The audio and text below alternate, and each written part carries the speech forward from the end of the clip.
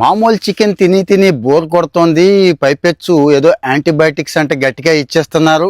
ఇంకా చాలా రోగాలు వచ్చేస్తున్నాయి అంట. నాకైతే భయం కూడా వేస్తుందని చెప్పి ఈ మధ్య మా వాడికి కొంత అవగాహన వచ్చిందండి.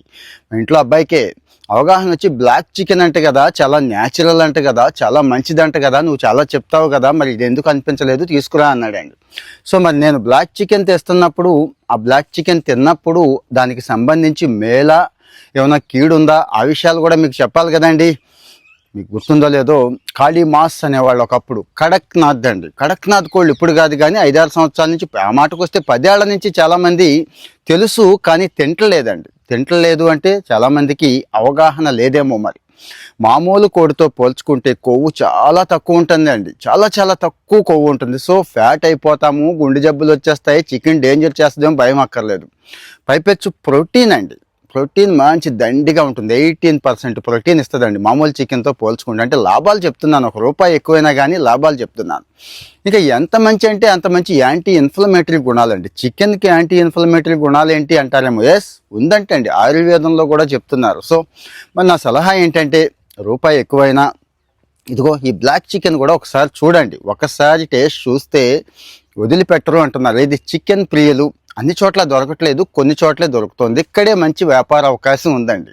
నేను మాట్లాడాను, ఆ పెంచే వాళ్ళతో కూడా మాట్లాడానండి. ఒక కోడి 400 నుంచి ₹450 అమ్ముతున్నారంటే, యావరేజ్గా కిలో ఉండే కోడి. అంటే 3-4 నెలల్లో ఆ కోడి తయారు చేసేయచ్చండి. పిల్లలు కూడా సప్లై చేసేవాళ్ళు ఉన్నారు. తమిళనాడు గట్రా తెచ్చుకుంటున్నారు. కొంతమంది ఆంధ్రాలో కూడా సప్లై చేస్తున్నారు. మరి మనం సోషల్ మీడియాని ఎందుకు వాడుకుంటామంటే, దీనికి కూడా ఎవరైనా పిల్లలు ఉన్నాయి నా దగ్గర సప్లై చేస్తానంటే వాళ్ళు పెట్టండి. అలాగే నేను పెంచాలనుకుంటున్నానండి, ఇదేదో బాగుంది, నాకు 10-20 సెంటో స్థలం పొలం ఉంది, 10,000 25,000 లక్ష అయినా పెట్టగలను, ముందు స్టార్ట్ చేస్తాను, కావాలంటే చూడండి ఎలా తింటున్నారు. మా నాళ్ళు చికెన్ మామూలుగా తింటలేదు. ఎంతసేపు ఈ చికెన్ తిని తిని బోర్ కొట్టింది కొంతమందికి డౌట్ వచ్చింది, హెల్త్ దీనివల్లే పాడైపోతుందేమో, పీసీఓఎస్ సమస్యలు చాలా వస్తున్నాయి కదండి.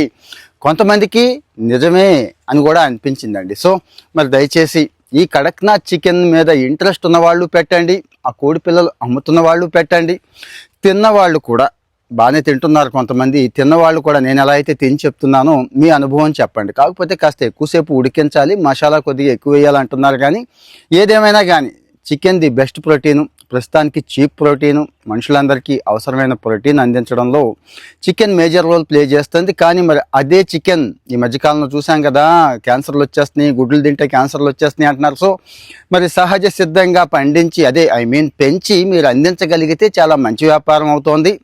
పైపెచ్చి ఇది ఆరోగ్యానికి కూడా మేలు చేస్తుంది. కాబట్టి కామెంట్లో ఇంట్రెస్ట్ ఉన్న వాళ్ళంతా వచ్చి పెట్టండి.